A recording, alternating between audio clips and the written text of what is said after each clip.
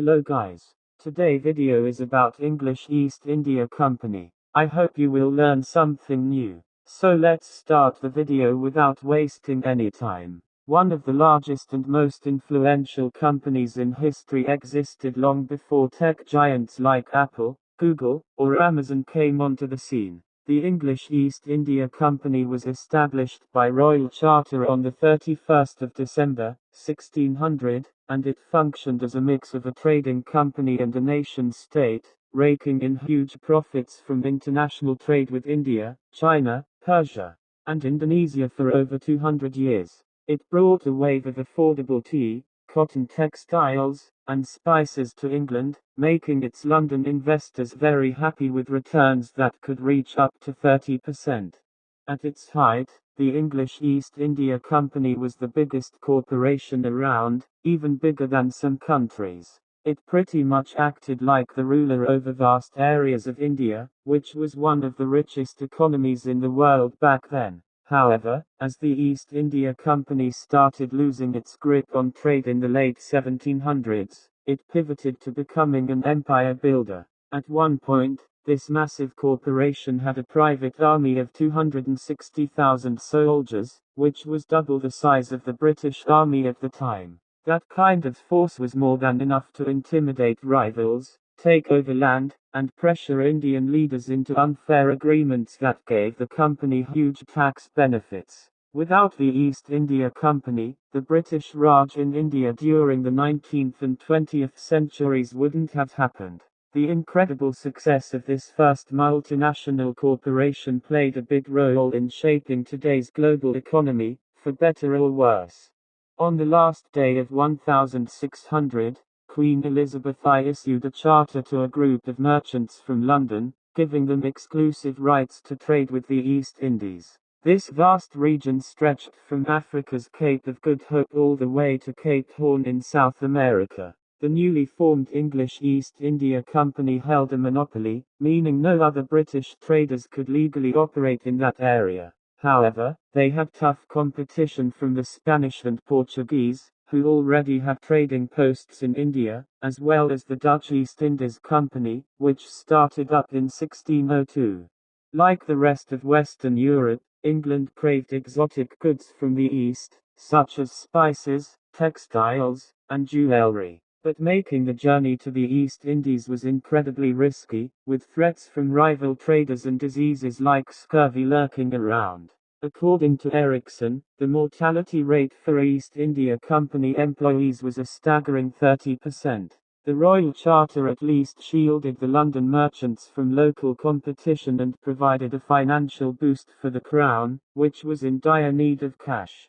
The East India Company was a pioneer of many features we associate with modern corporations. It was the largest and longest-running joint stock company of its time, raising funds by selling shares to the public.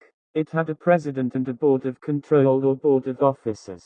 Unlike today's more subdued corporate meetings, the East India Company's gatherings were lively events with hundreds of shareholders in attendance.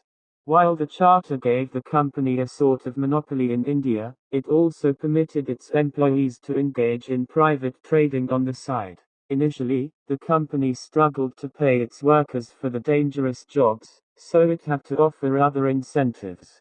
One of those incentives was the opportunity to trade for their own benefit while overseas. Before the East India Company came along, most clothing in England was made from wool and focused more on being tough than trendy. But everything changed when British markets started getting flooded with cheap, beautifully crafted cotton fabrics from India, where different regions created unique colors and patterns. Whenever a new design hit the scene, it quickly became the hottest trend in London. There was this chance to be in the right style that hadn't really been there before, Ericsson explains. Many historians believe this marks the start of consumer culture in England.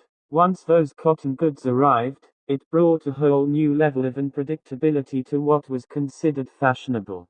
When British and other European traders came in India, they had to win over local kings and rulers, including the mighty Mughal Empire that dominated much of the region. Although the East India Company was supposed to be a private business, its royal backing and armed personnel gave it significant political clout. Indian leaders would invite company officials to their courts, demand bribes, and even use the company's forces in local conflicts, sometimes against rival French or Dutch traders. The Mughal Empire focused its power inland, which made coastal cities more susceptible to foreign influence. Right from the beginning, one of the main reasons the East India Company needed a lot of investment was to establish and fortify trading posts in key port cities like Bombay, Madras, and Calcutta. When the Mughal Empire fell apart in the 18th century, chaos erupted in the interior, pushing more Indian merchants towards these company-controlled coastal mini-kingdoms. The issue was figuring out how the East India Company would govern these regions and what principles they would follow. A company isn't a government, and ruling in the name of the crown requires the crown's approval. Sovereignty became a significant challenge. Who would the company rely on to create laws? Most of the time, it was the local branch officer of the East India Company. The London headquarters didn't really get involved in Indian affairs. According to Roy, as long as trade was flowing, the board was content and stayed out of it. With communication being so slow, letters took 3 months to travel back and forth. It fell to the branch officer to establish laws for company cities like Bombay, Madras, and Calcutta, as well as to set up local police and justice systems. This situation is similar to ExxonMobil drilling for oil in coastal Mexico, seizing control of a major Mexican city with private security, and then appointing a corporate middle manager as the mayor, judge, and executioner. A key moment in the East India Company's shift from a successful trading entity to a full-blown empire happened after the Battle of Plassey in 1757. In this battle, 50,000 Indian troops led by the Nawab of Bengal faced off against just 3,000 men from the company. The Nawab was furious with the company for avoiding taxes. However, he was unaware that Robert Clive, the company's military leader in Bengal, had made a secret agreement with local bankers, leading most of the Indian soldiers to sit out the fight. Clive's win allowed the East India Company to gain extensive taxation rights in Bengal, which was one of the wealthiest regions in India at the time. He seized the Nawab's riches and sent them back to London, keeping a hefty share for himself. Ericsson views the company's actions in Bengal as a major turning point in its corporate strategy. This completely shifts the company's focus from profitable trade to tax collection, Ericsson explains. That's when it became a truly harmful institution, in my view. In 1784, the British Parliament enacted Prime Minister William Pitt's India Act, which officially brought the British government into the governance of the East India Company's territories in India.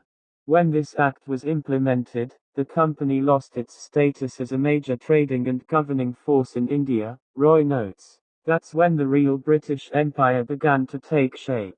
The East India Company's adventures didn't stop at India's borders. One of its most troubling moments came when the company started smuggling opium into China, trading it for the highly sought-after tea. China only accepted silver for tea, which was tough to get in England, so the company ignored China's ban on opium by tapping into a black market run by Indian opium farmers and smugglers. As tea poured into London, the company's investors raked in profits while countless Chinese men fell victim to opium addiction.